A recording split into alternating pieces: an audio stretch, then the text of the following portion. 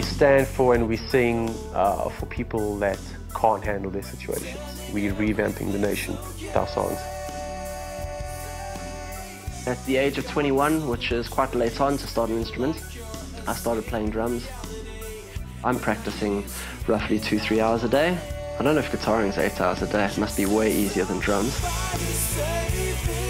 Sometimes there's nothing cooler than a sick bass line, so I need to work on those, but when they do come, they're awesome. And I'm just the guy that fills in with guitars and vocals. Jermaine sucks. No, Jermaine's awesome because he's so sharp on electric and with his vocals. Jay's awesome to play with. Dan's an interesting animal, plays nice bass. I think we work well together, we're good friends. It's not true. Great friends of mine, really cool to hang out with. Even friendship doesn't keep a band together though sometimes. And we, at least when we got that first step, we love music and we really like playing with each other.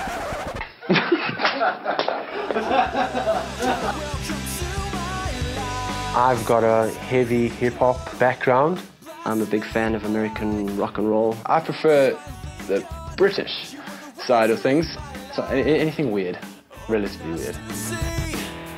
A lot of bands chase record labels, and what they do is they offer you music videos, they offer you studio time, and we had those resources. I think as a band we are pretty good producers. Jason Townsend is a brilliant drum engineer. I have my own Pro Tools studio at home. We really put big effort in to try and get the drum parts to sound as best they possibly could. Dan knows exactly everything and anything when it comes to tracking bass. I've been running studios for a couple of years as well, so we have the background.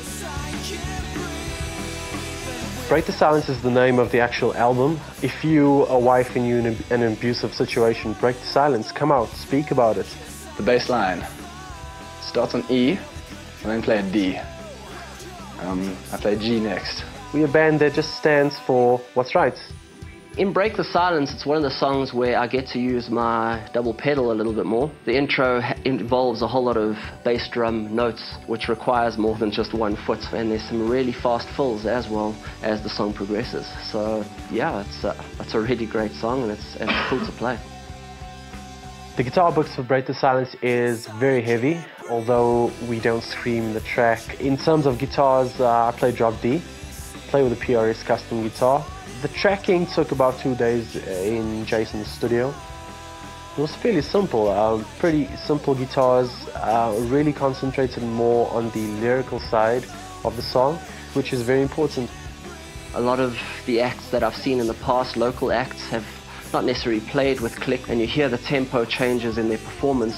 Whereas when you look at the international acts, most of the guys are playing to click, making their performance much tighter and much more professional. And we try to be as professional as we can.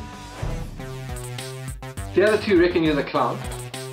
I don't think I'm the clown. I think I just see things in a different way. I'm not bipolar. Shut up. Danny's offended by the previous comment. Offended, written by Jermaine. The song is pretty much about people taking offense at silly things. With the Offended music video, I sent it to the director, Brett Innes. I asked him to come up with a concept. Usually an image jumps out to me, and I just saw people shouting at each other. And then when the song became a bit more gentler, just seeing them frozen in place. I'm really happy with how it's turned out. I think the concept came across solidly, and ultimately for me it's introducing this band to the audience. It's important as a producer to say, okay, that's as far as I've gone with mixing, I need to send it away for mastering. Dean Conindaris was one of those guys that I really respect and admire in the industry, so I had to get him to master our tracks, and I'm glad I did. Jermaine is very pedantic about the product he gets. So when you think, oh, that sounds amazing, we finally got the bass line right, you haven't. You're going to be reworking it a few times. We really wanted to get an international sound. Many times in the past, you'd play your track to people in South Africa, then they would say, it sounds very South African.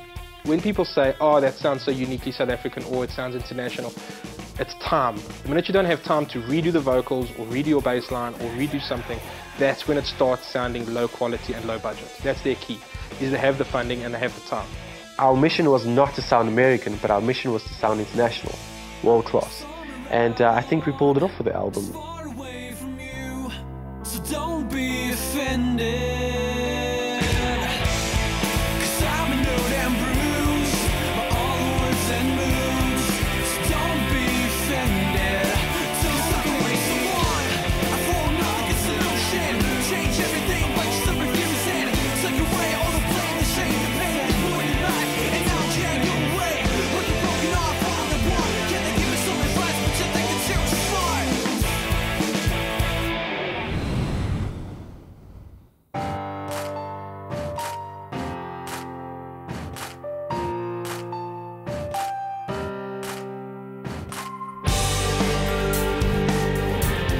Bring You Down is the most commercial track.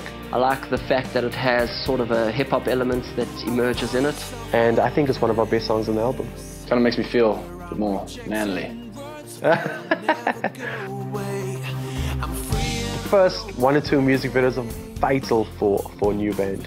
That paints the picture of what people see. And if they see you the first time and you kind of look nerdy, whatever, that's what they're going to base you on in the next couple of years. And I think we really worked hard on the image side of our sound, and obviously working with guys like Jerry from Spaghetti Inc.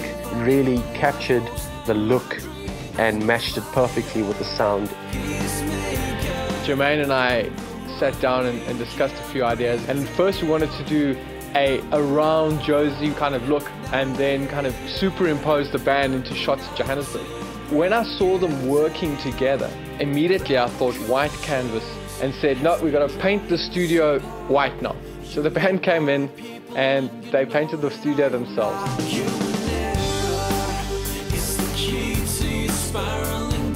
When I edited it, I thought, look, it's looking fantastic, but it's missing that element. I got together with Jermaine and Byron.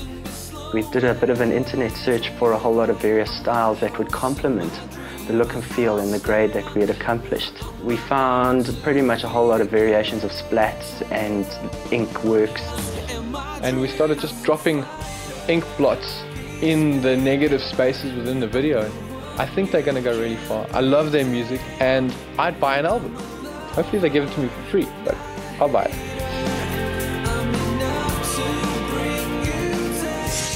What if? What if? Oh, the song What If.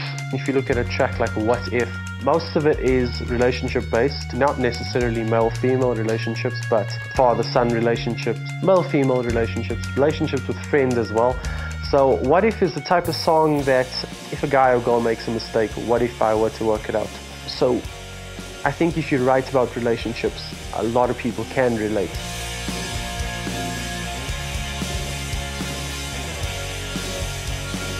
I would like to be rocking on the stages with lots of people following us, lots of people screaming our names. Okay, no, that's wrong. No, it's not. Yeah, I would like to be big. I want to carry on. I don't want to do this thing for 1 or 2 years and then stop. I want to carry on with this and make it as big as it can get.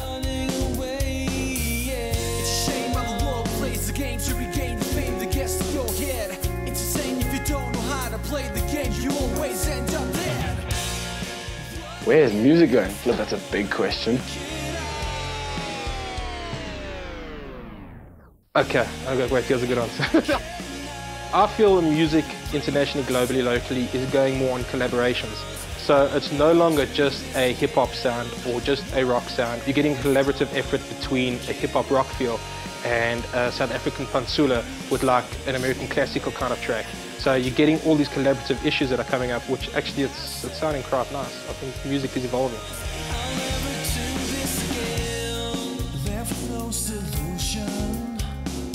It's very stressful doing your own album. I'm quite proud of the album, seeing as though it was self-produced. So all the ideas I've been involved in together with the other guys in the band. We're very proud of the final product. Lack of confidence in yourself. Now you try to figure out what is going on. Come on.